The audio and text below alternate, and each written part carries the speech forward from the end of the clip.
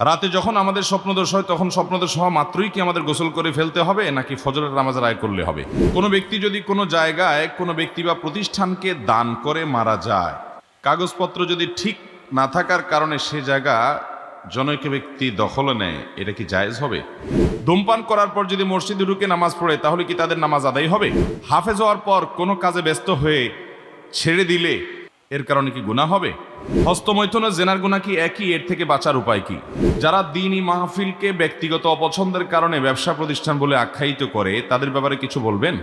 ইদানিং মাহফিলে দেখি এক আলেম আরেক আলেমকে কাফের বলে গালি দেয়। যদি তার মধ্যে কোনো কুফরি না থাকে তাহলে যে বলল সে তার কি হবে? এ বিষয়ে যথাযথ আশা করছি। কোন কোন কাজ ও আমল করলে আল্লাহর অলি হওয়া যায় এবং আমি যে অলি হয়েছি তা বুঝবো কিভাবে? আমি একজন কম্পিউটার অপারেটর। কেউ যদি কারো কাছ থেকে সুদে টাকা ধার নেয় এবং এ সংক্রান্ত দলিল কম্পিউটারে কম্পোজ টাইপ করে দেওয়া লাগে কিংবা সুদী প্রতিষ্ঠানের কাগজপত্র ফটোকপি করতে হয়, তাহলে এটা করা যাবে কি? বিয়ের পর মহারণা পরিশোধে শরীয়তের বিধান কি এবং পরিশোধ না করে মৃত্যুবরণ করলে তার শাস্তি ভোগ করতে হবে কি? হিন্দু মুসলিমদের মধ্যে বন্ধুত্ব কিংবা একসাথে চাকরিরত বন্ধুত্ব করা, তাদের খাবার খাওয়া বা তাদের বাড়িতে যাওয়া বা তাদের সাথে কথা বলা একজন মুসলমানের জন্য জায়েজ আছে কিনা? অনেকগুলো প্রশ্ন আপনাদের আছে, আমরা দেখি যতটুকু সম্ভব উত্তর দেওয়ার চেষ্টা করছি। প্রথম প্রশ্ন, দেনমোহর সম্পর্কে একটু বিস্তারিত বলেন। কারণ চট্টগ্রামে ছেলের জন্য বউ চাইলে দেনমোহর কমাইতে চায়, আর মেয়ে বিয়ে দিতে চাইলে লক্ষ লক্ষ টাকা বাড়াতে চায়। দিন শেষে এত লক্ষ টাকা দেনমোহর। ভাই, এটা শুধু চট্টগ্রামে না, আপনি চিটাগাংয়ের মানুষকে একা দোষ দিচ্ছেন কেন? সারা দেশের মানুষই এই দোষে দোষী। এই রোগটা আজকাল সারা দেশেই কম বেশি আছে। নিজের ছেলেটা যখন বিয়ে করাইতে যায় তখন বলে যে বিয়েতে মোহর কম হলে বেশি সব, বেশি ভালো। আর যখন মেয়ের বিয়ে দিতে যায় তখন বলে 10 লাখ 1 টাকা ছাড়া দেব না। ঠিক না ঠিক? হাদিস নিজের স্বার্থে ব্যবহার আমরা করি অনেকে। মনে রাখবেন, ছেলের বাপ হন আর মেয়ের বাপ হন, ছেলে পক্ষ হন বা মেয়ে পক্ষ হন, বরকতময় বিবাহ, যে বিবাহের মধ্যে আল্লাহর পক্ষ থেকে বরকত হবে, শান্তি হবে, সুখ হবে, কল্যাণ হবে, এর অন্যতম অনেকগুলো শর্ত আছে। এর জন্য অন্যতম একটা শর্ত হলো ওই বিবাহের মহর সহনীয় হবে, কম হবে। বিশেষ করে মেয়ে পক্ষ তারা মোটা অঙ্কের মহর দাবি করে বসে থাকবে না, বরং এটাকে সহজ করবে, বিবাহটাকে সহনীয় করবে। মনে রাখবেন, মহর একজন নারীর প্রাপ্য, তাকে দিতে হবে, কিন্তু আননেসেসারি মহর ধার্য করা এটা শরীয়ত নির্দেশ করে না। ইন্না আযমান নিকাহে বারাকাতান আইসারুহা মাউনা, সবচেয়ে বরকতময় বিবাহ হলো যে বিবাহে খরচ কম হয়, মহর কম হয়। আপনাদের চট্টগ্রামের এই এলাকাগুলোতে বিয়ে মানে হলো লক্ষ লক্ষ টাকা উড়াও। ঠিক না ঠিক? রিক্সাওয়ালা, ভ্যানওয়ালা, গরিব মানুষ এসব দেখা দেখি নাই। মেয়ে বিয়ে দিবা, ছেলে বিয়ে করাবা, নিজে বিয়ে করবা, তো আধা কিলোমিটার পর্যন্ত রাস্তায় লাইট লাগাও। আছে না নাই? 200, 300, 400 মানুষ খাও। আহা, মানুষের লজ্জা হওয়া উচিত। আমি এরকম 1-2টা বিয়ের দাওয়াত পেয়ে আমার আত্মীয় স্বজনের মধ্যে বলছিলাম, ছেলে বিয়ে করবে, বলে ভাই আপনার দাওয়াত কোথায়? দাওয়াত আমার শ্বশুর বাড়িতে। বেটা বেহায়া, তোমার শ্বশুর বাড়িতে আমার দাওয়াত কেন? তোমার শ্বশুর বাড়িতে জামাই হিসাবে তুমি খাইতে পারো, তুমি তোমার বাড়িতে দাওয়াত দিবে, এটা হলো বেটাগিরি। ঠিক না ঠিক? তোমার বন্ধু বান্ধব নিয়ে 200-300 মানুষ নিয়ে ওই বেচারার বাড়িতে উঠায়া যায়, খাইয়া আসতেছ। বিশেষ করে লোকটা যদি গরিব হয়। কত মেয়ের বাবারা আছেন এদেশে, কত মেয়ের বাবারা আছেন যে লক্ষ লক্ষ টাকা ঋণ করে, লোন করে, সুদের উপরে জমি বিক্রি করে, মানুষের কাছে হাত পেতে চেয়ে চিনতে, তারপর মেয়ের বিয়েতে 200 মানুষ, 250 মানুষ, 300 মানুষ খাওয়ায়। আছে না নাই? চিটাগাং একটু বেশি, আপনাদের চট্টগ্রামে একটু। আপনারা যারা এই বরযাত্রী নামে বদযাত্রী, আমি নাম দিয়েছি এটার নাম বদযাত্রী, এটার নাম আমি দিয়েছি কি? বদযাত্রী। আপনারা বলেন বরযাত্রী। কিসের বরযাত্রী আবার? ইসলাম বিয়ে উপলক্ষে একটা খাওয়ার পারমিশন রেখেছে, নির্দেশ করেছে। সেই খাবারটা হলো ছেলে খাওয়াবে ওলিমা, ছেলে খাওয়াবে। আজকাল আবার চালাকি করে, যে দুইজনে খাওয়াবো, তার চাইতে ছেলে পক্ষ মেয়ে পক্ষ মিউচুয়াল আন্ডারস্ট্যান্ডিংয়ে আসে যে আসেন আমরা 500 মানুষ খাওয়াবো, আমরা 200 দাওয়াত দেবো, আপনারা 300 দাওয়াত দিবেন, টাকা পয়সা ভাগাভাগ করবো। আছে না নাই? এই বেচারা বেহায়াকে বিয়ে করতে বলছে কে? তোমার টাকা না থাকলে তুমি মানুষ খাওয়াবা না। মানুষ খাওয়ানো তো ফরজ ওয়াজিব না। ওলিমা খাওয়াইতে তোমার বলে নাই কেউ। মেয়ের বাপের উপরে কেন তুমি জুলুম করছো? এখন মেয়ের বাপরাও কম যায় না, ওই যে সবাই ভাগে যোগে জুলুম করে। ছেলে পক্ষ 200-300 মানুষ খায়, যৌতুক আনে, খাট পান। যৌতুকের এই প্রথা সারা দেশেই আছে। আপনাদের এই এলাকাতে, সিলেট এলাকাগুলোতে একটু বেশি, অন্যান্য জায়গাতেও আছে। আছে না নাই? চেয়ার টেবিল খাট পালং, হায়রে ছেলে হায়রে যুবক, শ্বশুর বাড়ির থেকে ভিক্ষা করে এনে খাট আইনা ওই খাটে শুইবা তুমি, তোমার লজ্জা লাগা উচিত না? বউ নিয়ে ওই খাটে শোবা, তোমার তো শরম থাকা উচিত বেটা। ওই খাটের চাইতে তুমি একটা ভাঙা চৌকিতে শো, মাটিতে শো, অনেক ভালো। সম্মান থাকা উচিত, মর্যাদা থাকা উচিত। পরিষ্কার হারাম হবে আপনি যৌতুক শ্বশুরবাড়ির থেকে আদায় করলে। এখন বলে না আমরা তো আদায় করি নাই, তো ওনারা খুশি মনে দিছেন। খুশি মানে আমারা দেয় না কেন, তোমারা দেয় কেন? কি বলেন? তোমার শ্বশুর দেওয়ার জন্য আর মানুষ খুঁজে পায় নাই, তোমারে দিছে কা? দিছে এই জন্য মেয়েটা তোমার কাছে দিছে। যদি এগুলা না দেয়, তোমার মা, তোমার বোন, তোমার চাচি, তোমার আশেপাশে মহিলারা, তোমরা খোঁচাখুচি করে মেয়েটারে কষ্ট দিবা, আঘাত করবা। ভাইরা আমার, অনেক মেয়ে আছে যাদেরকে তার শ্বশুরবাড়ির লোকরা কি বলে আঘাত করে জানেন? আর কিছু খুঁজে না পেলে, মানে কতভাবে যে মেয়েদেরকে কষ্ট দেয়। আর কিছু খুঁজে না পেলে এরপর বলে কি, তোমার বাপে খবর নেয় না, তোমার ভাইরা খবর নেয় না। আছে না নাই? এ কথা বলে না যে কই তোমার বাপ ভাই বিয়ে দিয়ে দিছে, মনে হয় শেষ তাদের দায়িত্ব, আর একটু দেখতেও আসে না তোমাকে, তোমার একটু খোঁজ খবরও নেয় না। বলে কি বলে না? এগুলোর হাত পা ধরে ফ্যানের সাথে ঝুলে পিটানো উচিত। আরে তার ভাইয়ে তার খবর নিচ্ছে না। একটা মেয়েকে বিয়ে দেওয়ার পরে বাপে ভাইয়ে খবর নিচ্ছে না, বুঝলাম, ফোন করে না, আসে না, দাওয়াত দেয় না, খোঁজ খবর নেয় না। তো আমার বাপ ভাই যদি আমার খোঁজ খবর না নেয়, এটা তো আমার ব্যাপার। তোমার এত মাথা ব্যথা কেন? কি বলেন? তোমার এত মাথা ব্যথা কেন? এর চেয়ে হাস্যকর কাজ আর কি হতে পারে? এ সমস্ত অবিচার মেয়েদের প্রতি করা যাবে? আমি চট্টগ্রামে প্রশ্ন উত্তর করলে মহিলাদের প্রশ্ন পড়তে পড়তে পড়তে ক্লান্ত হয়ে যায়। আমি গত মাসে কক্সবাজারে অন্য কোথায় একটা প্রোগ্রাম ছিল, একজন মেয়ের 3 পৃষ্ঠা চিঠি, আমি পুরোটা পড়তেও পারি নাই, সাথে নিয়ে নিয়ে ঘুরতেছি। খুব কষ্ট লাগে এই প্রশ্নগুলো পড়লে। ভাইরা আমার, অনেক মুরব্বী আছেন, ইয়া লম্বা দাড়ি, কপালে কালো দাগ হয়ে গেছে সিদ্ধা দিতে দিতে, কিন্তু বৌমারে খোঁচানি বন্ধ হয় না। আছে না নাই?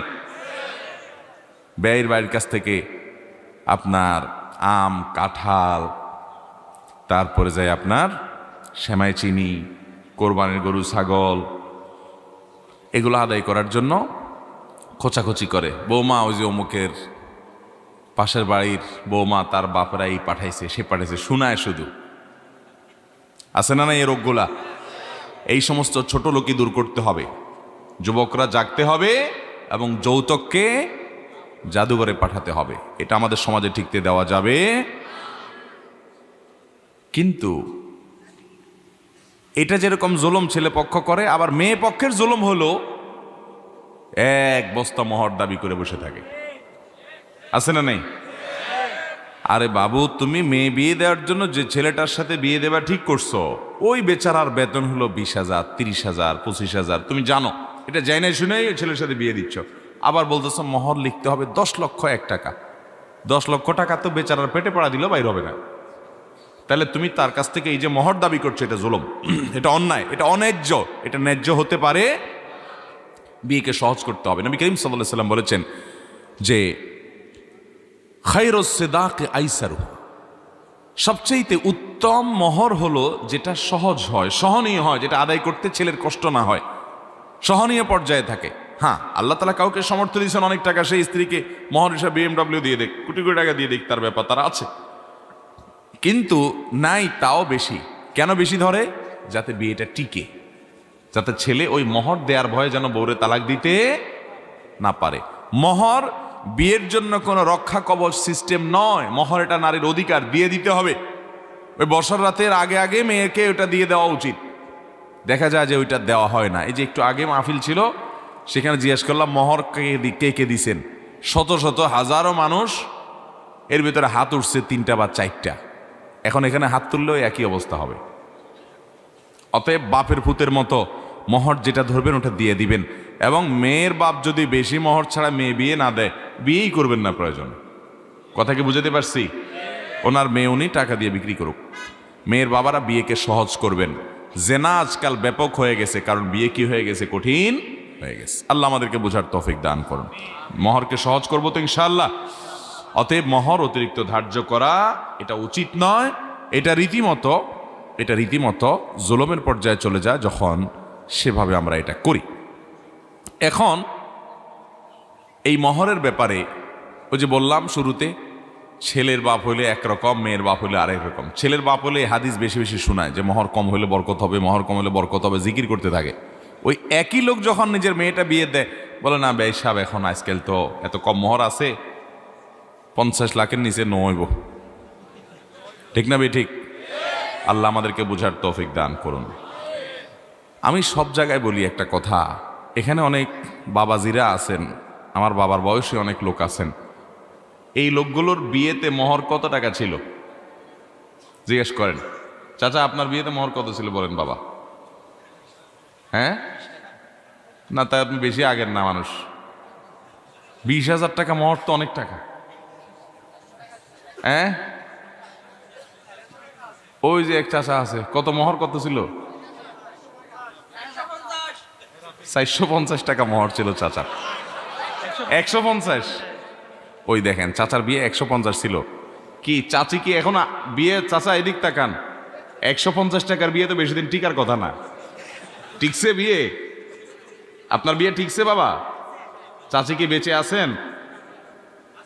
বাঁচি আছে বো? আল্লাহ বাঁচাই রাখ। দেখেন 150 টাকা দিয়ে বিয়ে করছে। বিয়ে টিকে না নটিকে? টিকে। আর 10 লাখ টাকা দিয়ে বিয়ে দিচ্ছে, কিন্তু টিকে না, মেড ইন চায়না মালের মতো শুধু ভাঙে। তাহলে বোঝা গেছে মহর এক বস্তা ধরলেই বিয়ে টিকবে না বাবারা। বিয়ে টিকবে যদি আল্লাহর বরকত সেখানে। ওই চাচার বিয়ে যে 150 টাকা মহর ধরছে, আপনারা বলবেন তখনকার 150 টাকা। বুঝলাম তখনকার 150 টাকা, এখনকার 10 লাখ টাকা তো না। 150 টাকা কি আর এখনকার 10 লাখের মধ্যে এত পার্থক্য? আপনার বয়স আর কত হবে? 60-65 এর বেশি না। তাহলে হ্যাঁ, ও বাজি 75। আচ্ছা ঠিক আছে, আচ্ছা 75ই ধরলাম। তো 75 হলে 60 বছর আগে যদি উনি বিয়ে করে থাকেন, বা 50 বছর আগে যদি বিয়ে করেন, তো 50 বছর আগে 150 টাকা এখন কি 10 লাখ টাকা সমান? এত বেশ কম তো হওয়ার কথা না। অথচ বিয়েতে বরকত হয়েছে। আমি তো অনেক মুরব্বী পাইছি বলে যে বিয়ে আমার বাবা 10 টাকা মহর ছিল, 20 টাকা 50 টাকা ছিল। বুঝলাম 50 টাকা, তখন 50 টাকা 1 বিঘা জায়গা পাওয়া যাইত, বুঝলাম। কিন্তু সেটা আজকালকার 50 লাখ টাকা মহর যে ধরা হয়, এত তারতম্য তো ছিল না। তাহলে অল্প টাকা মহর থেকেও বিয়েগুলো টিকছে। শুধু টিকছে না, ওই চাচারা জিজ্ঞাসা করেন চাচির লগে এমন মহব্বত হয়েছে, ওইটা সুপারগুলো আঠার মতো, ওইটা মেড ইন চায়নার মতো মহব্বত টিকছে। আর আপনাদের যুবকরা এখন বিয়ে করেন ঠুস ঠুস করে, দেখেন না? ইয়া বড় বিয়ে করে, লাখ লাখ টাকা খরচ করে, মিডিয়া বাজি, তারপরে ভিডিও বাজি, ছবি তোলা, হান তান কিছু একটা গটায় ফেলছে উনি। আবার গটাতে 6 মাস পরে দেখা যায় যে তালাকনামা পাঠাই দিস। তাইলে এই মহরের আধিক্য কখনো সংসারকে সুখী করতে পারে। এই জন্য মেয়ের বাবারা মহর কম করবেন, ঠিক আছে তো ইনশাআল্লাহ? আর ছেলের বাবারা যৌতুক দাবি করবেন না। বিয়েটাকে সহজ করেন। দেখেন বিয়ে এত সিম্পল। সাহাবীদের মধ্যে বিয়ে কত সহজ ছিল। গেছে, কথার কথা উঠছে, এক ব্যক্তি বিয়ের প্রস্তাব দিছে, আরেকজন প্রস্তাব নিতে রাজি না। আরেকজন বলে রাসূলুল্লাহ আমি করতে পারি। হ্যাঁ তুমি করো। করে ফেলছে, সে বিয়ে হয়ে গেছে। আর আমাদের বিয়ে মানে কি? কামান দাগাইতে দাগাইতে মশার অবস্থা কাহিল। যুবকদের চরিত্র শেষ হয়ে যাচ্ছে। আল্লাহ তাআলা আমাদেরকে বিয়েগুলোকে সহজ করার তৌফিক দান করুন। কোনো ব্যক্তি যদি কোনো জায়গায় কোনো ব্যক্তি বা প্রতিষ্ঠানকে দান করে মারা যায়, কাগজপত্র যদি ঠিক না থাকার কারণে সে জায়গা জনৈক ব্যক্তি দখলে নেয়, এটা কি জায়েজ হবে? দেখুন, কোনো জায়গায় যদি কেউ মসজিদে মাদ্রাসায় কোনো ভালো কাজে দান করে যায়, হয়তো কাগজপত্র ঠিকঠাক মতো করতে পারে নাই, এই চান্সে আপনি দখলে নিলেন, তাহলে এটা তো জমি আত্মসাৎ হলো, গুনাহ হলো। কাগজপত্র ঠিক থাকুক আর না থাকুক, আপনি যদি জানেন যে উনি দান করে গেছে, তাহলে আপনি এটাকে কাগজপত্র করে যে প্রতিষ্ঠানে দান করে গেছে ওই প্রতিষ্ঠানের নামে করার জন্য সহযোগিতা করা আপনার কর্তব্য। অনেক বাপে আছে মুখে মুখে মাদ্রাসাকে জমি দিয়ে গেছে, ঈদগাহকে জমি দিয়ে গেছে, কবরস্থানকে জমি দিয়ে গেছে, মাদ্রাসাকে জমি, মসজিদকে জমি দিয়ে গেছে, কিন্তু বেচারা আগের যুগের মানুষ মুখে মুখে অনেক কথা বলতো, এওজ বদল করে ফেলতো, বিশ্বাস ছিল মানুষের মধ্যে। বেচারা লিখিত পঠিত করে নাই, দুনিয়া থেকে চলে গেছে। ছেলে মেয়ে নাতিপুতিরা এখন চান্স পাইছে, কই কাগজে কলম তো দেয় নাই, মুখের কথার বেইল আছে, তারা ওইটা দখল করে ফেলে। আছে না নাই এরকম? কাট্টা হারামখোর হবে সে যদি তার মা, চাচি, বাবা এদের কাছ থেকে শুনে যে হ্যাঁ আমার দাদা, আমার বাবা এটা দান করে গেছে, তাহলে এখন চান্স পায় সেটা সরাই দিল, এটা হারাম হবে, এটা খাওয়া হালাল হবে, এটা সম্পদ আত্মসাৎকারী হবে, আল্লাহর ঘরের সম্পদ আত্মসাৎকারী হবে, মসজিদের দ্বীনি প্রতিষ্ঠানের সম্পদ আত্মসাৎকারী হবে। অনেকে আছে যে আপনার ভাই বেরাদারের মধ্যে নিজেদের মধ্যে আওয়াজ বদল হয়েছে, কাগজে কলম করে নাই, মুখে মুখে হয়েছে, ভাগবটরা হয়েছে মুখে মুখে, সব কিছু ঠিক আছে, যেহেতু কাগজ কলম হয় নাই, ওই চান্স নিয়া এবার মামলা মোকদ্দমা করে ওইটা ভোগ দখল করে, ওইটা দখল করার চেষ্টা করে, ভোগ করে। আছে না নাই? হারাম। মুখে যদি কোনো কিছু দান করে সেটাই দান, কাগজে করা ভালো, কিন্তু যদি কাগজ কেউ নাও করে, দান করে দিয়ে মারা যায়, তার ওয়ারিসদের উপরে ফরজ ওইটাকে ওইভাবে বহাল রাখা। তিনি জীবদ্দশা দান করে গেছেন, মুখে বলে দিয়ে গেছেন, কাগজ করে দিতে পারেন নাই, ওয়ারিসরা ওইটা কাগজ করে দেওয়ার জন্য সহযোগিতা করতে হবে। কাগজ করতে পারেন নাই, মুখে মুখে বলছেন, এই অজুহাতে সেটা যদি তারা দখল করতে যায়, তাহলে তারা সম্পদ আত্মসাৎ করার অপরাধী হবে। নবী করিম সাল্লাল্লাহু আলাইহি সাল্লাম বলেছেন, কেউ যদি কারোর 1 বিঘত জমি আত্মসাৎ করে, 7 তবক জমিনকে আল্লাহ তাআলা তার গলায় ঝুলিয়ে শাস্তি দিবেন। যে কত খাওয়া দরকার জমি খা। অনেক মুরব্বী আছে দেখবেন, খেতে গেলে কোদাল নিয়া খেতে কোপ যদি দেয় 10টা, আইলে দেয় 2টা, শুধু আইলে কোপ দেয়, শুধু আইলে কোপ দেয়। কেন? আইলটাকে সুন্দর করার জন্য, তাই না? না জমি বাড়ানোর জন্য? এ রোগ আছে না নাই? বাবা রে, জমি নিয়ে কবরে যেতে পারবেন? ওই 3 হাত কবর। আর এটার জন্য, প্রতি কোবের জন্য আল্লাহর কাছে জবাবদিহি করা লাগবে। বাবা, ভোগ করবে আপনার ছেলে মেয়ে, আর শাস্তি পাবেন আপনি। এর চেয়ে বোকা মানুষ কে আছে? অতএব মানুষের অধিকার নষ্ট করব, হারাম খাবো, হালালে আল্লাহ বরকত দিয়েছে। যারা দ্বীনি মাহফিলকে ব্যক্তিগত অপছন্দের কারণে ব্যবসা প্রতিষ্ঠান বলে আখ্যায়িত করে, তাদের ব্যাপারে কিছু বলবেন?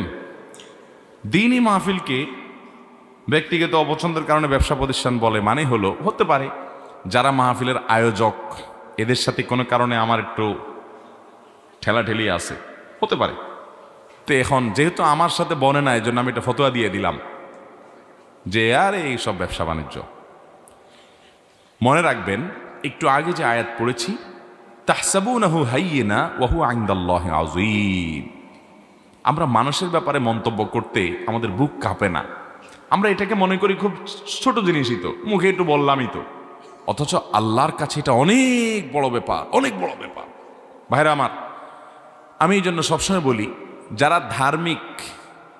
যারা ধার্মিক ইসলাম চর্চা করে, এই মানুষগুলোর জনপ্রিয় অপরাধ হলো কুধারণা করা। তাদের কাছে সবচেয়ে পছন্দের অপরাধ, পাপ হলো কি? কুধারণা করা। অমুক মনে হয় তলে তলে তমুকের দালাল, অমুক মনে হয় আমার শত্রু তমুকের বন্ধু, অমুক মনে হয় তলে তলে এই উদ্দেশ্যে এটা করছে, ওই উদ্দেশ্যে এটা করছে। মানুষের নিয়তে হাত দেওয়া, মানুষের অন্তরে হাত দেওয়া, মানুষের কলবে হাত দেওয়া। অনেক ইসলাম চর্চাকারী, অনেক ইসলাম পালনকারী, নামাজি, কালামি, দাড়িওয়ালা, দিনদার, পরেজগার, কোরআন হাদিস জানা মানুষ, অনেক হুজুররা পর্যন্ত এই পাপে লিপ্ত। ঠিক না বে ঠিক? বাবারে, নিজের চরকা তেল দেন। কিয়ামতের ময়দানে যখন আল্লাহ রাব্বুল আলামিন আপনার আমলের ভান্ডার খুলবেন, সেদিন দেখবেন হাজার হাজার লক্ষ লক্ষ পাপের বোঝা এক ব্যক্তিকে আল্লাহ তাআলা হাজির করবেন, এবং তার বদামলগুলো যে লেখা হয়েছে, ফেরেশতারা যে লিপিবদ্ধ করেছেন, সেগুলা এত বড় হয়েছে যে দীর্ঘ জায়গা দখল করে বসে আছে, যতদূর চোখ যায়। এইরকম জায়গা পর্যন্ত চলে গেছে। ভাইরা আমার, এরকম বদামলের পাহাড় আপনার আমার হয়ে আছে, আমরা জানি না ভাই কত ভাবে হচ্ছে, প্রতিনিয়ত হচ্ছে। ভালো কথা বলি, ওয়াজ করতে যে গুনাহ করে ফেলতেছি, ভুল কিছু বলতেছি, উদ্দেশ্য খারাপ হচ্ছে, আরো জনে পিছিয়ে লাগছি, গুনাহ হচ্ছে, করতেছি ভালো কাজ হচ্ছে গুনাহ। নামাজ পড়তে যে গুনাহ হচ্ছে, উদ্দেশ্য মানুষের বাহবা নেওয়া, তাড়াহুড়া করে নামাজের হক নষ্ট করা। আমি দান করতে গিয়ে শিরিক করতেছি, মানুষের কাছে বাহবা পাওয়ার ধান্দা করতেছি, শিরকে আসগর করতেছি, দানবীর হওয়ার ধান্দা আমার। ভাইরা আমার, কত কত পাপ আমার আমল নামায় হচ্ছে, আমি আরেকজনের চরকে তেল দিচ্ছি। ডক্টর খন্দকার আব্দুল্লাহ জাহাঙ্গীর রহমতুল্লাহ বলতেন, বাবারে সারা জীবনে 4 রাকাত নামাজ খুঁজে বের করতে পারবেন যে বুকে হাত দিয়ে বলতে পারবেন এই 4 রাকাত নামাজ আমার শতভাগ পারফেক্ট হয়েছে, একটুও মনোযোগ অন্যদিকে যায় নাই, পরিপূর্ণ মনটা আল্লাহকে দিয়েছি, সুন্দর করে নামাজ পড়েছি, এরকম 4 রাকাত নামাজ পাওয়া কঠিন হবে। 4 রাকাত নামাজে দাঁড়ালে 4000 চিন্তা মাথায় আসে। আল্লাহর কাছে নিবেদন করার মতো 4 রাকাত নামাজও ফ্রেশ আমি তো পড়তে পারি নাই সারা জীবনে, কি নিয়ে আল্লাহর কাছে যাব সেটা বলার মতো কিছুই আমার নাই। আমি আছি অমুকের পিছনে তমুকের পিছনে, এর গোষ্ঠী উদ্ধার করতেছি, ওর চরিত্র হরণ করতেছি, ওর দোষ ধরতেছি, ওর মানুষের চর্চা পরচর্চা ছাড়া আর কিচ্ছু নাই। বিশেষ করে কুধারণার চর্চা আজকে ঘরে ঘরে, জনে জনে জনে জনে, ঠিক না বে ঠিক? আল্লাহ তাআলা আমাদেরকে বেঁচে থাকার তৌফিক দান করুন। ইয়াকুম আয-যান ফাইন্নায যান্না আকযাবুল হাদিস, তোমরা কুধারণা থেকে বেঁচে থাকবে, কারণ এটা সবচেয়ে বড় মিথ্যা। কত মানুষ সম্পর্কে আপনি কুধারণা করেছেন, আসলে বাস্তবে উল্টা। আপনার কাছে মনে হচ্ছে 2 2 4, এভাবে আপনি দেখছেন, অথচ তলে তলে দেখা যাচ্ছে ভিন্ন কোনো কিছু আছে। আছে না না এরকম? এই জন্য আমরা কখনো কেউ দিনই কোনো কাজ করলে, ভাই নিজে আপনি ভালোভাবে কাজ করেন, আরেকজনের পিছনে কেন লাগছেন, আরেকজনের পরে কুধারণা কেন করছেন, আরেকজনের পরে জাজমেন্টাল কমেন্ট করার অধিকার আপনাকে কে দিয়েছে? আল্লাহকে ভয় করেন এবং দিনই প্রতিষ্ঠান, দিনই কাজ, দিনই কোনো আয়োজন, ওয়াজ মাহফিল হোক, অন্য কিছু হোক, কুধারণা করতে যাবেন না। স্পষ্ট কোনো অন্যায় পেলেন ভিন্ন কথা, কিন্তু যোগ বিয়োগ করে একজন মানুষকে খারাপ সাব্যস্ত করবেন, এটা জায়েজ নাই। অনেক মসজিদ, অনেক মাদ্রাসা দেখবেন আমাদের দেশে এই সমস্ত কুধারণার কারণে ভেঙে 2 টুকরা হয়ে যায়, 3 টুকরা হয়ে যায়। আছে না নাই? আপনাকে নেতা বানাইছে, সভাপতি বানাইছে, তাহলে সব ঠিক আছে, আর নাহলে ওটা ব্যবসা হয়ে গেছে। আছে না নাই? আপনারা সেক্রেটারি সাহেব বানাইছে, কেশিয়ার সাহেব বানাইছে, তাহলে ঠিক আছে, মাশাআল্লাহ, হ্যাঁ দিনের কাজ। আপনার মন মতো হয় নাই, এবার পিছে লেগে গেছেন। আছে না নাই? আল্লাহ আমাদেরকে পিছে লাগা থেকে বেঁচে থাকার তৌফিক দান করুন। লা তাদাবারু ওয়ালা তাহাসাদু ওয়ালা তাবাগাদু ওয়া কুনু ইবাদাল্লাহি ইখওয়ানা, একে অন্যের পিছে লাগিও না, শত্রুতা করিও না, হিংসা করিও না, তোমরা আল্লাহর বান্দা, ভাই ভাই হয়ে থাকো। ভাইরা আমার, সাহাবা ইকরামের একটা অন্যতম বৈশিষ্ট্য ছিল, তাদের মনগুলো খুব সহজ সরল ছিল। আকাল্লুহুম তাকাল্লুফান, তারা সবচাইতে বেশি তারা সরল ছিলেন, তাদের ভিতরে কোনো কীর্তিমতা ছিল না। আজ আমরা ইসলামের নামে বিরোধিতা করা, অন্যের পেছনে লাগাটাকে হালাল করে নিয়েছি। ডক্টর আব্দুল্লাহ জাহাঙ্গীর বলতেন, এর মাধ্যমে আমরা প্রবৃত্তির পূজা করি, আমার মন আমাকে গোলাম বানায় এই সমস্ত অপকর্ম করা, এটা ইসলামের কোনো খেদমত হয় না। অতএব আমি কি করছি সেটা আরেকজনের ব্যাপারে জাজমেন্টাল কমেন্ট করে তার অন্তরে হাত দিয়ে গুনাহ করব না। ইদানিং মাহফিলে দেখি এক আলেম আরেক আলেমকে কাফের বলে গালি দেয়, যদি তার মধ্যে কোনো কুফরি না থাকে তাহলে যে বলল সে তার কি হবে, এ বিষয়ে যথাযথ আশা করছি। দেখুন, কাউকে কাফের বলা এটা খুব দায়িত্বশীল একটা ব্যাপার। নির্দিষ্ট ব্যক্তিকে নাম ধরে কাফের বলা এটা তো বড় জটিল ব্যাপার। তার ভিতরে কুফরি পাওয়া গিয়েছে, সেটার কারণে সে কাফের হতে পারে কিনা, কাফের বলার জন্য মূলনীতি আছে, সেটা কতটা কি পাওয়া গেছে না গেছে, এগুলো নিরূপণ করা ছাড়া হুটহাট করে একজন মুসলমানকে বদধারণা করে বা তাকফিরের মূলনীতি অ্যাভয়েড করে যদি আপনি কাফের বলে দেন, তাহলে এটা খুব বড় ধরনের অপরাধ এবং গুনাহ। নবী সাল্লাল্লাহু আলাইহি ওয়াসাল্লাম বুখারী বর্ণিত হাদিসে বলেছেন, কেউ যদি একজন আরেকজনকে কাফের বলে আর সে যদি কাফের না হয়, ফাকাদ বা বিহি আহাদুহুমা, তাহলে দুজনের একজন সেটা হয়ে যাবে। খুব ডেঞ্জারাস একটা ব্যাপার। কিন্তু এর মানে আবার ওই ব্যক্তিকে, ওই নির্দিষ্ট ব্যক্তিকে আপনি কাফের হয়ে গেছে সে ফতোয়া দিতে যাবেন না। আপনি আম উসুল বলবেন, মূলনীতি বলবেন শুধুমাত্র। ব্যক্তি বিশেষকে কাফের বলা এত সহজ না। হ্যাঁ, উনি একেবারে স্পষ্ট কুফরি বলেছেন, একবার দিনের আলোর মতো আল্লাহকে অস্বীকার করেছেন, এরকম কিছু যদি পাওয়া যায় তাহলে তো ভিন্ন কথা। কিন্তু বেশিরভাগ ক্ষেত্রে আমরা কুফরি বানাই, কাফের তাকফির করি আমার নিজের পছন্দ অপছন্দের ভিত্তি করে। ধূমপান করার পর যদি মসজিদে ঢুকে নামাজ পড়ে তাহলে কি তাদের নামাজ আদায় হবে? ধূমপান করা এটা গুনাহের কথা, ওয়ালা তুলকু বিআইদিকুম ইলা তাহলুকা, তোমরা নিজেদেরকে ধ্বংসের দিকে ঠেলে দিও না। সেটাই করা হয় এখানে, নিজের ক্ষতি করা হয়, নিজের ধ্বংস টেনে আনা হয়। এটা না যায় যেমন গুনাহ, এরপরে কোনো সন্দেহ নেই। কিন্তু ধূমপান করলে সেই ব্যক্তি মসজিদে আর যাবে না, ব্যাপারটা এরকম না। সে পরিষ্কার করে মুখের দুর্গন্ধ দূর করে ভালো করে কুলি করে মেসোয়াক করে ব্রাশ করে তারপরে মসজিদে যাবে। কারণ তার দুর্গন্ধ নিয়ে যদি মসজিদে যায় তাহলে মসজিদে মানুষগুলোর কষ্ট হবে কি হবে না? আপনারা রাগ করিয়েন না, যারা ধূমপান করেন এমন বিশ্রী গন্ধ মুখ থেকে হয় যে করে, আমার মনে হয় বেচারা সবসময় টের পায় না। অনেক সময় দেখা যায় এরকম ধূমপানকারীদের আশেপাশে থাকলে মনে হয় যে এই বেচারা সাথে না থেকে একটা নর্দমার ড্রেন থাকতো ময়লা আলা, সেটাও ভালো ছিল। আছে না নাই? বিশ্রী গন্ধ, আশেপাশে দাঁড়ানোর মতো অবস্থা থাকে না। নবী করিম সাল্লাল্লাহু আলাইহি ওয়াসাল্লাম বলেছেন, তাতাআজ্জাল মালায়েকা বিমা ইয়াতাআজ্জা বিহি বনু আদম। মানুষ যেসব গন্ধের কারণে কষ্ট পায়, ফেরেশতারা এসব গন্ধের কারণে কষ্ট পায়। এই জন্য মসজিদে কাঁচা পেঁয়াজ খেয়ে যেতে নিষেধ করা হয়েছে হাদিসে, কারণ কাঁচা পেঁয়াজের কারণে মুখে দুর্গন্ধ হয়। রান্না করাটা খেয়ে যেতে পারেন, ভাজাটা খেয়ে যেতে পারেন, কাঁচাটা খেয়ে মসজিদে যাবেন না। তার মানে কাঁচা খাওয়ার পরে দুর্গন্ধ মুখে থাকলে ওটা দূর করে তারপরে মসজিদে যাবেন। অতএব ধূমপানকারী মসজিদে যাবে, কিন্তু ধূমপান করার পর এটা পরিষ্কার করে তারপর যাবে, আর ধূমপান ছেড়ে দেওয়ার নিয়ত করবে। হাফেজ হওয়ার পর কোনো কাজে ব্যস্ত হয়ে ছেড়ে দিলে খারাপ দিক কি? এর কারণে কি গুনাহ হবে? হাফেজ হওয়ার পর যদি সে হিফজ ভুলে যায়, দুনিয়ার ধান্দায় ডুবে গিয়ে তেলাওয়াত ঠিক রাখে নাই, হেফজ ভুলে গেছে, এরকম হাফেজ আছে না নাই আমাদের দেশে? বুড়ি বুড়ি আছে, বুড়ি বুড়ি আছে না নাই? মনে রাখবেন, এটা গুনাহের কথা, এটা নাজায়েজ। যদি কেউ হিফজ শেখার পর, কোরআনের কোনো আয়াত মুখস্থ করার পর, সূরা মুখস্থ করার পর, আল্লাহ মাফ করুন, অবহেলার কারণে সেটা ভুলে যায়, নিয়মিত পড়ে পড়ে এটাকে স্মরণ না রাখে নিজে অবহেলা করে কোরআনের তেলাওয়াত কোরআনে ছেড়ে দিয়ে রাখছে এবং দিতে দিতে একসময় ভুলে গেছে। নবী করিম সাল্লাল্লাহু আলাইহি ওয়াসাল্লাম বলেছেন, বান্দার যত গুনাহসমূহ আছে এগুলো আমার সামনে উপস্থাপন করা হয়েছে, এর মধ্যে সবচেয়ে বড় পাপগুলোর ভিতরে একটা পেয়েছি আমি, যে কেউ কোরআন পড়লে যদি সে ভুলে যায়, এটা গুনাহ, এটা অপরাধ। এখন কথা হলো, কেউ তেলাওয়াত করে বেচারা, কিন্তু তার স্মৃতিশক্তি দুর্বল হয়ে গেছে, মনে রাখতে পারে না, তার কথা ভিন্ন, তার গুনাহ হবে না। এরকম হতে পারে না যে হেফজও করছে বেচারা কিন্তু স্মৃতিশক্তি নাই, ধরে রাখতে পারে না, তাহলে তার গুনাহ হবে না। কিন্তু অবহেলা করে কোরআন তেলাওয়াত না করার কারণে ভুলে গেছে, এটা কিন্তু গুনাহ। এরকম অনেক হাফেজ আছে, অনেক মানুষ আছে, হাফেজ না শুধু, আমরা বিভিন্ন সূরা মুখস্থ করছি কিন্তু ভুলে গেছি। শুধু হাফেজ হওয়া জরুরি না, আপনি একটা সূরা মুখস্থ করছেন, আয়াত মুখস্থ করছেন, এরপর না পড়তে ভুলে গেছেন অবহেলা করে, এটা গুনাহের কথা। আল্লাহ যদি মুখস্থ করার ক্ষমতা তৌফিক দেয় তাহলে সেটাকে ধরে রাখারও চেষ্টা করতে হবে। কোন কোন কাজ ও আমল করলে আল্লাহর ওলি হওয়া যায় এবং আমি যে ওলি হয়েছি তা বুঝবো কিভাবে?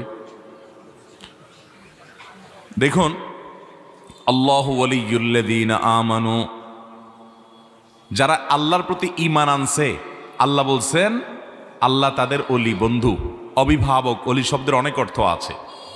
তো আল্লাহর ওলি হওয়ার জন্য প্রথম কাজ হলো আল্লাহর প্রতি ঈমান আনতে হবে। কি করতে হবে ভাই? ঈমান আনতে হবে। তাহলে আল্লাহর সাথে আপনার গোলামীর সম্পর্কের পাশাপাশি বন্ধুতার সম্পর্ক আপনি স্থাপন করার মতো সৌভাগ্য অর্জনকারী মানুষ হওয়ার পথে আগাতে পারবেন। ঈমান থাকতে হবে।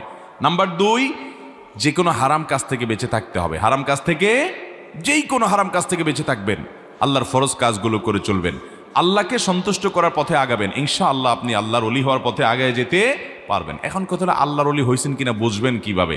ভাই, আপনি বোঝার উপায় হলো আপনি ঈমান আকীদা ঠিক রাখতে পারতেছেন কিনা, কবিরা গুনাহ ছাড়তে পারছেন কিনা, ফরজ কাজগুলো করতে পারছেন কিনা, আল্লাহর নির্দেশগুলো মানতে পারতেছেন কিনা। আলহামদুলিল্লাহ, আপনি মুত্তাকি হয়ে যাচ্ছেন, আপনি আল্লাহর নির্দেশগুলো মানতে পারছেন, হারাম থেকে বেঁচে থাকতে পারতেছেন। এটাই আলামত যে আপনার আল্লাহর ওলি হওয়ার পথে আপনি আগায় যাচ্ছেন, আল্লাহর নেককার মানুষ হওয়ার পথে আগায়া যাচ্ছেন। হয়তো প্রশ্নকর্তা মনে করছে যে ওলি হইলে তার হাতে কোনো অলৌকিক কিছু ঘটে যায়, এরপর তবে সে ওলি হয়েছে, এটা প্রমাণ হয়, মানুষ সুবহানাল্লাহ বলে। এরকম কিছু না। আশরাফ আলী থানভী রহমতুল্লাহি আলাইহি, ওনার একটা উক্তি আছে এরকম, যে কেউ যদি পানির উপরে হেঁটে চলে যায় অলৌকিকভাবে, কারামত, জায়নামাজে বসে বিমানের মতো এক জায়গাতে আরেক জায়গা চলে যায়, তো এই কারামত প্রকাশ হয়, এটা যত আশ্চর্যের। একজন মানুষ নবীজি সাল্লাল্লাহু আলাইহি সাল্লামের সুন্নাত ছাড়া সে চলে না, সুন্নাতের উপরে টিকে থাকার জন্য সংগ্রাম করে সবসময় টিকে থাকে, এটা তার চাইতে বেশি আশ্চর্যের। ওই লোকের কারামতি, ওই লোকের দ্বারা অলৌকিকত্ব প্রকাশ পেল, আর এই লোক হারাম করে না, সুন্নত ছাড়া চলে না। এই হলো সবচেয়ে বড় কারামতওয়ালা। আর এই কারামত জাহির করা অত সহজ না, এদের জন্য অনেক কষ্ট করতে হয়।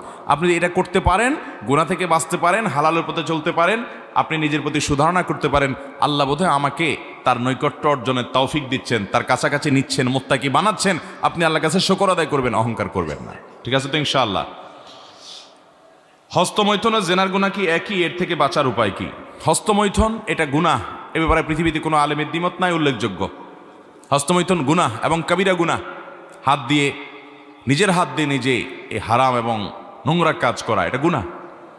কিন্তু জেনা যে এটাও গুনাহ হলেও জেনার মতো এটা সমান পর্যায়ের গুনাহ না, কিন্তু গুনাহ। ওইটাও কবিরা, এটাও কবিরা।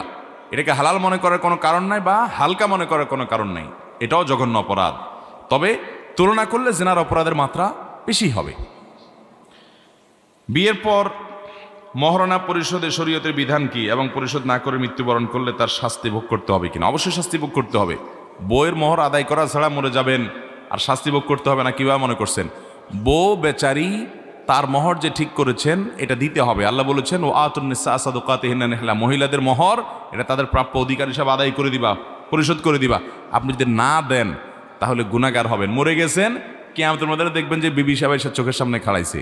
আপনি মনে করবেন আপনাকে আই লাভ ইউ বলতে খাড়াইছে, বলবে মিয়া দুনিয়াতে যে মোহর দাও নাই চান্দ, ওই মোহরের মামলার জন্য আল্লাহর কাছে চলো, বিচার হবে। এখন কেউ ছাড় দিবে না। ইয়াউমা ইয়াফিরুল মারউ মিন আখি ওয়া উম্মিহি ওয়া আবি ওয়া সাহিবাতিহি, স্ত্রী থেকে স্বামী পলায়ন করবে সেদিন, কেউ কাউকে ছাড়বে না। এজন্য বাবারে মোহর আগে ভাগে দিয়ে দিবেন। যদি নগদে দিতে না পারেন কিস্তিতে দিয়ে শোধ করবেন, তারপরেও দিতে হবে। রাতে যখন আমাদের স্বপ্নদোষ হয় তখন স্বপ্নদোষ হওয়া মাত্রই কি আমাদের গোসল করে ফেলতে হবে, নাকি ফজরের নামাজ আদায় করলে হবে? স্বপ্নদোষ হলে, গোসল ফরজ হলে সাথে সাথে করাটা আবশ্যক নয়, ফজরের আগে করলে হয়ে যাবে। কিন্তু গোসল ফরজ হওয়ার পর যদি আপনার ঘুম ভেঙে যায়, আপনি যদি উঠেন, তাহলে আপনি আবার ঘুমাইতে চাচ্ছেন, গোসলটা পরে করতে চাচ্ছেন, তাহলে উজু করে তারপর ঘুমাবেন। এটা হলো সুন্নাহ। যদি উজু ছাড়া ঘুমায় যান বড় গুনাহ হবে না, কিন্তু সুন্নাহর খেলাফ হলো, অনুত্তম হলো কাজটা। আর ফজরের আগে তো আপনাকে অবশ্যই গোসল করতে হবে। হিন্দু মুসলিমদের মধ্যে বন্ধুত্ব কিংবা একসাথে চাকরিরত বন্ধুত্ব করা, তাদের খাবার খাওয়া বা তাদের বাড়িতে যাওয়া বা তাদের সাথে কথা বলা একজন মুসলমানের জন্য জায়েজ আছে কিনা? বাইরে আমার অন্য ধর্মের মানুষ হিন্দুদের সাথে যাওয়া আসা, কথা বলা, কাজ কারবার করা, ব্যবসা বাণিজ্য করা, কেনা বেচা করা, এগুলো সবই জায়েজ আছে। কিন্তু তাদেরকে আপনি অন্তরঙ্গ বন্ধুরূপে গ্রহণ করলেন, জিগরি দোস্ত বানায় ফেললেন। আল্লাহর জন্য ভালোবাসা, আল্লাহর জন্য বৈরিতা, অপছন্দের যে মূলনীতি ওয়ালা এবং বরা, এটা তার খেলাফ হয়, এটা তার সঙ্গে সঙ্গতিপূর্ণ হয় না। এই জন্য আল্লাহ বলেছেন, লা তাজিদু কওমান ইউমিনুনা বিল্লাহি ওয়াল ইয়াউমিল আখির, যারা আল্লাহ এবং আখিরাতের প্রতি বিশ্বাস করে তুমি তাদেরকে দেখবা না, ইউআদ্দুনা মান হাদ্দাল্লাহ ওয়া রাসূলা, যারা আল্লাহ এবং তার রাসূলের বিরুদ্ধে বিদ্রোহ করেছে, অস্বীকার করে, কুফর করে, শিরক করে, এই লোকগুলোকে অন্তরঙ্গ বন্ধু গ্রহণ করতে দেখবা না ইমানদারদেরকে। এটা ইমানদারের সাথে কখনো শোভনীয় হতে পারে না। এমনকি তারা তাদের বাপ ভাই আপনজন হলেও এই জায়গা কখনো দেয় না। এরপরে প্রশ্ন হলো, আমি মাদারনিসাব একটি মাদ্রাসা দ্বিতীয় বর্ষে ইলম অধ্যয়ন করছি, মাদ্রাসার ছাত্র। ভাগ্যক্রমে আপনার নামই আমার নাম, অর্থাৎ আমার নাম হাফেজ আহমদুল্লাহ। আপনার কাছে জানা বিষয় হলো, আমরা মুসলিমরা কেন ঐক্যবদ্ধ হতে পারি না? কেন আমাদের মধ্যে এত ফাটল? আর কি কি পন্থায় আমরা এক হতে পারি? দেখুন, এই বিষয়ে আমরা বিভিন্ন জায়গায় কথা বলেছি। ভাইরা, এক হওয়ার মানে কিন্তু এটা না যে সব আলেমরা এক কথা বলবে, এটা কোনোদিন সম্ভব হবে না। আর এটা ইসলাম বলেও না যে এরকম ঐক্য হওয়া জরুরি। ডক্টর খন্দকার আব্দুল্লাহ জাহাঙ্গীর রাহিমাহুল্লাহ বলেছেন, ইত্তেহাদ মাআল ইখতিলাফ, আপনার সাথে আমার কোনো বিষয়ে ভিন্ন মত থাকবে, কোনো বিষয়ের ব্যাখ্যা আপনি একরকম বুঝবেন, আমি আরেক রকম বুঝবো, এই পার্থক্য থাকতেই পারে। এরপরও আমাদের একটা ঐক্যের জায়গা আছে। আপনি আমার ভাই, আমি আপনার ভাই, আপনি আমার ভাই, আমি আপনার ভাই। এই ভ্রাতৃত্ববোধ মুসলমান হলে তার প্রতি থাকতে হবে। আপনার আপন মায়ের পেটের ভাইয়ের সাথে আপনি শত্রুতা করেন না। যদি সে ভুলভাল করে, আপনার একটা ভাই মদ খায়, কথার কথা, ধরুন উপমাস্বরূপ সে অন্যায় করে, আপনার মুখ লজ্জায় কেটে যায়, তারপর আপনার ভাই যেহেতু দুঃখ হয়, জেদ হয় তার প্রতি, কিন্তু তার ব্যাপারে বাহিরে আপনি বিষোদ্গার করেন না, কারণ আপনার ভাই উপর দিকে থুতু মেললে নিজের মুখে পড়ে। অতএব যেই মুসলমানের সাথে আমার ভিন্ন মত আছে সে মুসলমান আমার ভাই কি ভাই না, তার ব্যাপারে আমি এরকম বিশুদ্ধার করতে পারি। ভাইরা আমার, ডক্টর খন্দকার আব্দুল্লাহ জাহাঙ্গীর আলী সেজন্য বলতেন, সব আলেমরা এক কথা বলবে এই ঐক্য সম্ভব না, এটা হবে না কোনোদিন। মানুষ যত জন তত মত পার্থক্য থাকবে, বুঝের বেশ কম থাকবে, কিন্তু দরকার হলো যে আপনার সাথে আমার অমিল আছে মতের, তারপরও আমি জানি একটা জায়গা মিল না, হাজার জায়গা মিল আছে, সব দিক থেকে আমরা এক, পার্থক্য তো দুই একটা পয়েন্টে না, ঠিক না ঠিক? আপনার আল্লাহ আর আমার আল্লাহ এক না দুই? আপনার রাসূল আর আমার রাসূল এক না দুই? আপনার কোরআন আর আমার কোরআন এক না দুই? আপনার কাবা আর আমার কাবা এক না দুই? দিনে 5 ওয়াক্ত নামাজ আমিও ফরজ বলি, আপনি বলেন কি বলেন না? রমজানের রোজা রাখা ফরজ, এই পুরা মাস রোজা রাখা ফরজ, আপনি কি আধা মাসে কথা বলেন? আপনি যদি মোটা মোটা বিষয় খাতা কলম নিয়ে বসেন, আমি চ্যালেঞ্জ করে বলতে পারি যেগুলোকে আমরা অনেক বড় বড় করে দেখি, বেশিরভাগ ক্ষেত্রে দেখবেন আপনি এমন কোনো মতপার্থক্যই নেই। ছোট ছোট ইস্যু যেগুলো নিয়ে সাহাবীদের মধ্যে এ ধরনের বিষয় মতপার্থক্য ছিল, বুঝের বেশ কম ছিল, কিন্তু কখনো তারা কেউ কারোর শত্রুতার মতো এরকম জায়গায় তারা যেতেন না। কিন্তু আমাদের ছোটখাটো বিষয় নিয়ে আমরা আরে বাপরে বাপ পাল্লে গোষ্ঠী উদ্ধার করে ফেলে, ঠিক না ঠিক? ঐক্য কেমনে হবে? আপনি তালেবেলে মানুষ প্রশ্ন করেছেন। ভাইরে, আমি ব্যক্তিগতভাবে ডক্টর খন্দকার আব্দুল্লাহ জাহাঙ্গীর রহমানুল্লাহর কাছ থেকে, আরও অনেক ওলামাদের কাছ থেকে, আমার উস্তাজদের কাছ থেকে, আমার মুরব্বিদের অনেকের কাছ থেকে আমি শিখেছি যে কারোর বিরুদ্ধে বিশুদ্ধার না করা। আমি যেটাকে সত্য সুন্দর মনে করছি সেটা আমি আমার মতো বলে যাওয়া, কোনো মুসলমান ভাইয়ের সাথে দূরত্ব হওয়ার মতো কোনো কাজ আমি করব না। স্যার রহিমাহুল্লাহ ডক্টর আব্দুল্লাহ জাহাঙ্গীর বলতেন যে বাবারে, সব মুসলমানদেরকে ধরে এক প্ল্যাটফর্মে বসাবো না, সব এক হয়ে আজকে এখান থেকে উঠবা, এত ক্ষমতা আল্লাহ আমার হাতে দেয় নাই যে সবাই আমার কথা শুনবে। তবে একটা জিনিস আমার কাছে আছে, মুসলমানদের মধ্যে এমনি অনেক দলাদলি, অনেক মতপার্থক্য আছে। আমার কোনো কথায়, আমার কোনো আচরণে ইচ্ছাকৃতভাবে ফাটল ধরানোর পায় তারা ষড়যন্ত্র, ইচ্ছাকৃতভাবে কারোর বিরুদ্ধে বলে বিশুদ্ধার করে আবার নতুন করে ফাটল যেন না বাড়ে, সে ব্যাপারে আমি সতর্ক থাকবো। আমার জন্য আপনারা দোয়া করবেন, আল্লাহ যেন আমাকে সেরকম পথে চলার তৌফিক দান করেন। আমাদের দ্বারা ইসলামের উপকার না হোক, অন্তত ক্ষতি যেন না হয়। সবাই চেষ্টা করবো তো ইনশাআল্লাহ। আপনি যদি ইসলামের মুসলমানদের ঐক্য চান, তাহলে হজম করতে হবে অনেক কিছুকে। ভাইরা আমার, কত মানুষ আমাদেরকে আঘাত করে, মানুষ হিসেবে আমাদের কষ্ট হয়, কিন্তু পরক্ষণে নিজের সাথে লড়াই করি।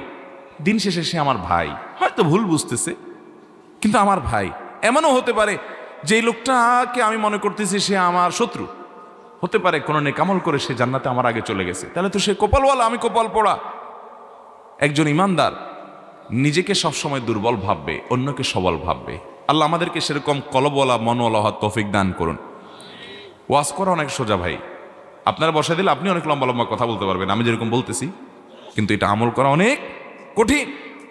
আল্লাহ তাআলা দ্বিধা বিভক্ত মুসলমানদের মধ্যে ঐক্যের পথ যেন সুগম হয়, আল্লাহ আমাদেরকে সেরকম আচরণ, সেরকম মনের বড় প্রশস্ততা, এটা আল্লাহ তাআলা আমাদেরকে লালন করার তৌফিক দান করুন। সবাই চেষ্টা করবেন তো ইনশাআল্লাহ। সব মুসলমান ভাইয়ের ভালো গুণগুলো দেখবেন। যে আপনার একেবারে কাট্টা দুশ্মনী করে, ওই লোকটার মধ্যে আপনি একটু চেষ্টা করেন, অনুসন্ধান করেন, দেখবেন কিছু না কিছু ভালো পয়েন্ট আছে, সেগুলো নেওয়ার চেষ্টা করবেন।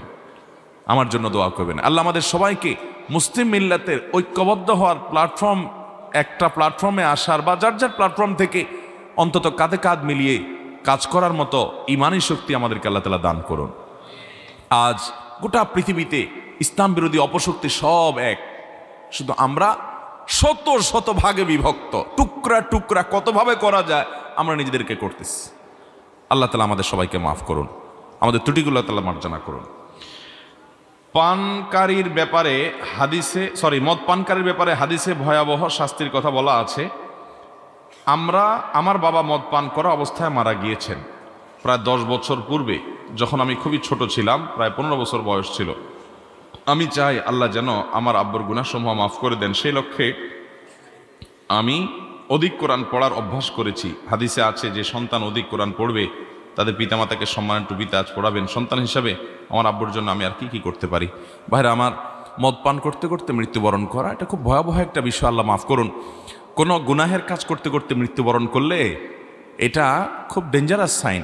বিশেষ করে হাদিসে আসছে নবী করিম সাল্লাল্লাহু আলাইহি ওয়াসাল্লাম বলেছেন, কোনো ব্যক্তি জেনায় যখন লিপ্ত হয় তখন সে ইমানদার থাকে না, ইমানটা তার থেকে সরে যায়। এরপর জেনার শেষ করলে, অপরাধ থেকে সরে আসলে আবার তার কাছে ইমানটা ফেরত আসে। তো এই জন্য ভয়ঙ্কর ব্যাপার। তারপরও এরকম কোনো মানুষও দুনিয়া থেকে গেলে তার জন্য আমাদের মাগফিরাতের দোয়া করতে হবে। একেবারে মুশরিক এবং কাফির অবস্থায় মারা গেলে যেরকম দোয়া করা যায় না, এরকম না। বিধায় আপনি আপনার বাবার জন্য দোয়া করবেন, চোখের পানি ফেলবেন, দান সাদেকা করবেন, আল্লাহ রাব্বুল আলামিনের কাছ থেকে ক্ষমা পাইয়ে দেওয়ার জন্য আপ্রাণ চেষ্টা করবেন। আল্লাহ রাব্বুল আলামিন ইনশাআল্লাহ কবুল করতে পারেন, তাকে মাফ করতেও পারেন। একেবারে ক্ষমার যোগ্য হয়ে গেছে, ব্যাপারটা সেরকম নয়। আমি একজন কম্পিউটার অপারেটর। কেউ যদি কারো কাছ থেকে সুদে টাকা ধার নেয় এবং এ সংক্রান্ত দলিল কম্পিউটারে কম্পোজ টাইপ করে দেওয়া লাগে, কিংবা সুদী প্রতিষ্ঠানের কাগজপত্র ফটোকপি করতে হয়, তাহলে এটা করা যাবে কিনা? না ভাই, এটা করা যাবে না, এটা করা যাবে না। মুশকিল হলো ফতোয়া দেওয়া সোজা, মাসালা দেওয়া সোজা, বাইরে আমল করা অনেক কঠিন। ওই যে বললাম, দুনিয়াটা মুসলমানদের জন্য দিন দিন বড় হচ্ছে না ছোট হচ্ছে। যেখানে যাবেন, চাকরি করতে যাবেন ঘুষ লাগবে, ডাক্তারি করতে যাবেন 2 নম্বরই করতে হবে, ইঞ্জিনিয়ারিং করতে যাবেন 2 নম্বরই করতে হবে, নিজের জন্য না করেন আরেকজনের জন্য করতে হবে। মুদি দোকানদারি করতে যাবেন, সিগারেট বেচা লাগবে না, কাস্টমার আসবে না। আপনি বিদেশে যাবেন তো মদ সার্ভ করতে হবে, উপায় নাই। মানে পদে পদে হারাম আর হারাম। ভাইরা আমার, এই হারামগুলো থেকে নিজেকে বাঁচিয়ে চলা, এটা রীতিমতো যুদ্ধ, এটা রীতিমতো সংগ্রাম। এই সংগ্রাম সবাই করতে পারে না, কিন্তু সংগ্রাম করতে হবে যদি আপনাকে জান্নাতে যেতে হয়। জান্নাতে তো সহজ না। এই জন্য আল্লাহ বলেছেন সূরা মায়দার 2 নম্বর আয়াতে, ওয়ালা তাআওয়ানু আলাল ইসমি ওয়াল উদওয়ান, পাপ গুনাহ সীমা লঙ্ঘনের কাজে একে অন্যের সহযোগিতা করবা। কেউ অন্যায় করবে, আপনি তাকে সহযোগিতা করতে পারেন। সুদের কারবার করা, এটাকে হালাল না হারাম? এই হারাম কাজটার জন্য আপনি দলিল লিখে দিচ্ছেন, আপনি সহযোগিতা করছেন। সুদের সাথে যতজন সংশ্লিষ্ট হয় সবার প্রতি আল্লাহ লানত নাজিল হয়। নবী সাল্লাল্লাহু আলাইহি ওয়াসাল্লাম বলেছেন, লাআনাল্লাহু আকিলার রিবা ওয়া মুকিলাহু ওয়া কাতিবাহু ওয়া শাহিদাই। সুদ খায় যে, সুদ দেয় যে, সুদের লেখা লেখে যে, সুদের সাক্ষী যে থায়, সকলের প্রতি আল্লাহ লানত নাজিল হয়। অতএব আপনি সুদের দলিল লিখলে আপনার উপরে আল্লাহ লানত নাজিল হবে। বিনয়ের সাথে কাস্টমারকে বলে দিবেন, ভাই সরি আমার একটু অসুবিধা আছে, এটা অন্য কোথাও আপনি করে নেন। শেষ। আপনি অ্যাভয়েড করবেন, উপার্জন একটু কম হবে, কষ্ট করে চলতে হবে। বাবারে, জান্নাতটা তো সহজ না, অনেক স্যাক্রিফাইসের বিনিময়ে আপনাকে জান্নাত পেতে হবে। আল্লাহ তৌফিক দান করুক মেনে চলার। ব্যাংক থেকে আমার বাবা ঋণ নিয়ে মারা গেছেন, আমাদের অজান্তেই তিনি এই কাজটি করেছেন। এখন কি এই ঋণ শোধ করা আমাদের উপরে বাধ্যতামূলক? যদি আপনার বাবার পরিত্যক্ত সম্পদ জমি জমা রেখে যায়, অবশ্যই আপনাদের উপরে বাধ্যতামূলক বাবার ঋণ তার জমি জমা বিক্রি করে আগে শোধ করবেন। এরপরে থাকলে ভাগ করে নেবেন, আর না থাকলে নাই, শেষ। অনেক সন্তানরা এটা করে না। আপনার বাবা মারা গেছেন, তার ঋণ আছে, শুধু ঋণ থাকুক আর যে ঋণই থাকুক, সন্তান হিসেবে আপনার দায়িত্ব হলো, যিনি মারা গেছেন ভদ্রলোক আপনার বাবা, তার সম্পদ বিক্রি টিক্রি করে, জমি জমা গর্বেটা সব বিক্রি করে হলেও আগে তার ঋণ শোধ করবেন। এরপরে থাকলে আপনারা ভাগ নেবেন। কথাকে বুঝাতে পারছি? যদি তার কিছুই না থাকে বা তার যা আছে এগুলো বিক্রি করলেও ঋণ শোধ হয় না, তাহলে সেক্ষেত্রে অতিরিক্তটা শোধ করা আপনাদের উপরে আবশ্যক না। কিন্তু বাবা মার প্রতি এহসান এবং সদাচরণের অংশ হিসেবে, আপনি সুসন্তান হিসাবে, বাবা মাকে খুশি করা আপনার জন্য ইবাদত, সেই হিসাবে আপনি আপনার সাধ্য অনুযায়ী অবশ্যই বাবা মার ঋণ পরিশোধ করার চেষ্টা করবেন। শেষ প্রশ্ন, কর্মচারীর টাকা না দিয়ে মসজিদ মাদ্রাসা দান করলে হবে কিনা? এটা হবে গাছের গোড়া কেটে আগায় পানি দেওয়ার মতো। গাছের গোড়া কাটি কি করা? আগায় পানি দেওয়া। আমাদের দেশে অনেক লোক আছে দেখবেন যে কাজের লোকের বেতন দেয় না, কর্মচারীদের বেতন দেয় না, মসজিদে 10,000, মাদ্রাসায় 20,000, মাহফিলে 50,000 দেয়। আমরা হুজুররাও বলি মাশাআল্লাহ, হাজী সাহেব 50,000 টাকা দান করছে, বলেন সুবহানাল্লাহ। আপনারা বলেন সুবহানাল্লাহ। ওই যে আবার সুবহানাল্লাহ বলতেছে। অনেক লোক আছে দেখবেন কর্মচারীর বেতন দেওয়ার খবর নেই, উনি বাইতুল্লাহ ইতিকাফ করতে গেছেন, আছে না নাই? এগুলো গাছের গোড়া কেটে আগায় পানি দেওয়া। বাবারা ভালো করে বুঝে রাখেন, মানুষের হক ঠিক মতো আদায় করেন, ঘন ঘন ওমরা করা লাগবে না রে বাবা। মসজিদ মাদ্রাসা দান করতে না পারলে গুনাহ হবে না আপনার, কিন্তু আপনার কর্মচারীর বেতন দেন না। আজকে কক্সবাজারে একটা হোটেলে খাওয়ার পর, খাবার হোটেলের এক কর্মচারী দৌড়াইতে দৌড়াইতে আমার পিছিয়ে আসছে। আমার তখন যমুনা টেলিভিশনের লাইভ 3:30 ঢুকতে হবে, 5-7 মিনিট দৌড়ে আমি যে লাইভে ঢুকবো। বলতেছে হুজুর হাঁটতে হাঁটতে শুনেন আমার দরকারি কথা, আপনারা আর পাবো কিনা? কি বলবা ভাই বলো? বলে যে ভাই আমাদের এই হোটেলটার মালিক আপনার পরিচিত, আমি জানি, গতকালকেই তার সাথে পরিচয় হয়েছে, হোটেলে নাম্বার নিলাম। তো কর্মচারী ওটা দেখছে, দেখে বলছে আমাদের মালিকের সাথে কালকে আপনার পরিচয় হয়েছে, নাম্বার নিলেন দেখলাম। হুজুর এই লোক আমাদের বেতন ঠিকঠাক মতো দেয় না, আমরা ওই যে টিপস পাই, মানুষ ফাও দেয় টাইজে, এই জন্য সে আর বেতন দেয় না আমাদেরকে। এমনকি বাবুর্চিদেরকেও দেয় না, তারা তো আর টিপস পায় না, টাইম মতো বেতন দেয় না। মারে ধরে, অত্যাচার করে, আপনি একটু কষ্ট করে তারে বুঝায়েন। আমি বললাম ইনশাআল্লাহ, আমি দায়িত্ব নিলাম, আমি ইনশাআল্লাহ তাকে বুঝাবো, নসিহত করব। শ্রমিকের অধিকার নিয়ে আমাদের অনেক বক্তব্য আছে, সেগুলো লিঙ্ক দিব, আল্লাহর ভয় দেখব। আমি এই ভদ্রলোককে কাছে পেয়ে তাকে একেবারে বুকে হাত দিয়ে আমি চেষ্টা করছি বোঝানোর, ভাই সব থেকে যাবে, আজকে মরে গেলে মাটির নিচে আপনাকে পুঁতে আসবে ভাই, ওই কর্মগুলো চলে যাবে যেগুলো নিয়ে যাচ্ছে।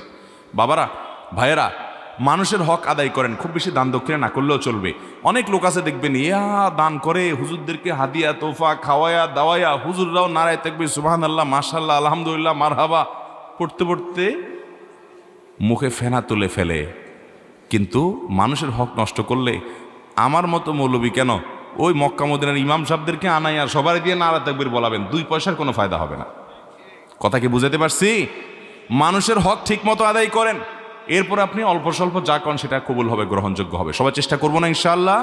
কোনো মানুষের কোনো হক যেন আমার কাছে, বাবা মারা গেছে, সম্পদে বোনের হক আছে না নাই? একটু আমাকে একটু হাত তুলে দেখান তো, বোনের হক দিয়ে দিছেন হিসেব করে, যা পাবে কোরআন অনুযায়ী দিয়ে দিছেন, এরকম একটা বাপের পুত থাকলে একটু হাত তুলে দেখান তো। মাশাআল্লাহ, একজন বাপের পুত পাওয়া গেছে, 2 জন বাপের পুত পাওয়া গেছে, 3 জন, আর সব মায়ের পুত। কিরে ভাই, আর নাই? শুনেন, যারা তরুণ আছেন তাদের এই সুযোগ এখনো আসে নাই, বুঝলাম। প্রতিজ্ঞা করেন, আপনার বাবা আপনার মা মারা গেলে সেখানে আপনার বোনের হক আছে না নাই? দিবেন না দিবেন না? নাকি বাটপারি করে বলবেন যে বাবার বাড়ির সম্পদ মেয়েরা নিলে তাদের সয় না, এসব ফতোয়া দিবেন? এগুলো শয়তানি ফতোয়া। মেয়েদের অধিকার বুঝে দিবেন তো ইনশাআল্লাহ? ভাইদের হক মেরে খাবেন? কর্মচারীর হক মেরে খাবেন? পাই পাই করে মানুষের হক দিয়ে দিবেন? জান্নাতে যাওয়ার জন্য বেশি কিছু লাগে না ভাই, বিশ্বাস করেন, বেশি কিছু লাগে না। ইমানটা ঠিক রাখেন, 5 ওয়াক্ত নামাজটা সুন্দর করে পড়েন, বড় বড় কবিরা গুনাহগুলো থেকে বেঁচে থাকেন, কোনো মানুষের হক নষ্ট করবেন না, টাকা পয়সা নষ্ট করবে, হক নষ্ট করবেন না, আচরণ খারাপ করবেন না, মানুষের দুর্ব্যবহার করবেন না, আত্মীয়স্বজনের সম্পর্ক বজায় রাখবেন। বাস এই মোটা মোটা কাজগুলো করেন, জান্নাতে যেতে পারবেন। আর আমল, সুবহানাল্লাহ আলহামদুলিল্লাহ, জিকির, তসবিহ, তেলাওয়াত, কোরআন খতম, মাহফিল শোনা, ওয়াজ করা, ওয়াজ শোনা, দান দক্ষিণা করা, তাহাজ্জুদ পড়া, নফল আমল, দোয়া, জিকির পড়তে পড়তে পাহাড় নিয়ে যাবেন। মানুষের হক নষ্ট করছেন, এই সমস্ত আমল আপনার থেকে নিয়ে নেওয়া হবে কিয়ামতের দিন। নবী সাল্লাল্লাহু আলাইহি ওয়াসাল্লাম বলেছেন, ভিখারি হয়ে যাবেন আপনি, কারণ যে মানুষের হকের জন্য সব দিতে দিতে আপনি খালি হাতে জাহান্নামে যেতে হবে। এই জন্য মানুষের হক কখনো নষ্ট করব, প্রতিজ্ঞা করব তো ইনশাআল্লাহ, কোনোদিন মানুষের হক নষ্ট করব না, বোনের হক নষ্ট করব না, ফুফুর হক নষ্ট করব না। আপনার বাপ চাচারা আপনার ফুফুর হক দেয় নাই, এরকম অনেকে আছেন না? নেই? ওই সম্পদ বংশ পরম্পরায় আপনার ভাগে আসছে, কিন্তু আপনি জানেন আপনার ফুফুর হক দেয় নাই। আপনার দাদার সম্পদে আপনার ফুফুর হক ছিল কি ছিল না? আপনার দাদির জমি জমা থাকলে সেখানে আপনার ফুফুদের ভাগ ছিল কি ছিল না? বাপ চাচারা দেয় নাই, বোনদেরকে 2-4 বেলা খাওয়ায়া, 2-4টা শাড়ি টাড়ি কিনে দিয়া, পাম্পট্টি দিয়া টিয়া, তো এখন বোন তোমরা নিলে তো এগুলো নেওয়া লাগে, আমরা তো বাপের জন্য অনেক খরচ করেছেন, তোমরা কি বলো? তো বেচারিরা শর্মে পড়ে বলে, না থাক ভাই, আরে কিছু লাগবে না, থাক, আমাদের কোনো দাবি নাই, আর কিছু নচাই। আছে না নাই? এই বাটপারি করে ফুফুদের হক, বোনদের হক মারবো না, কর্মচারীর হক মারবো না, কোনো মানুষের হক মারবো না, প্রতিজ্ঞা করবো তো ইনশাআল্লাহ। আল্লাহ আমাদের সবাইকে খাঁটি মুসলমান হয়ে দুনিয়া থেকে যাওয়ার তৌফিক দান করুন, নেককার মুসলমান হয়ে দুনিয়া থেকে যাওয়ার তৌফিক দান করুন। জাযাকুমুল্লাহু খায়রা ওয়া আখিরু দাওয়ানা আনিল হামদুলিল্লাহি রাব্বিল আলামিন।